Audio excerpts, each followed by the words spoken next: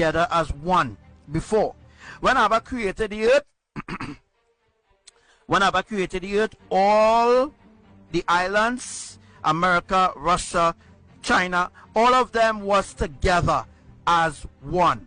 There was one world, meaning there was one world. There was no ocean dividing the islands. It didn't have no ocean. It didn't have a big Atlantic Ocean, or it didn't have that before in creation. When creation now began, all the islands was together as one. All right, this is where they get the one world from, because they wanted that. They wanted. They was hoping that the world will remain as one. Means when they use the word one world, they mean one world where everybody speaks one language. This is how it was before. Yes, this is how it was before, back in the ancient days, where all islands used to speak one language.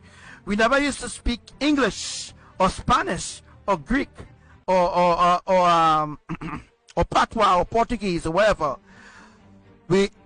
Everybody, yes, in that one world that Yahuwah created, used to speak ancient Hebrew. Everybody used to speak ancient Hebrew, whether they were of Indian descent or whether they were Spanish or Portuguese or Caribs or all right. Although they were of that nature, all of them spoke one language. But what become of the world? All right, when Yahuwah started to separate, because that is what happened, guys. If all the islands was together and it was one world before, one world means one world. It means that every island was together. All right.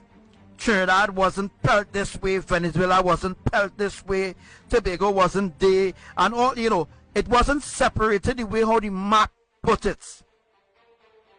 If you look at some of the teachings that I bring you all, yes, the teachings of the world map, I bring you all teachings, and I show you all how the map really is. How the map really is. It's not how USGS and them put the map. They put the map in that way to confuse you so that you wouldn't know your history. So you will believing that it was really that way before. It was never like that before. In the beginning, all islands was joined together. They were separated by streams and lakes.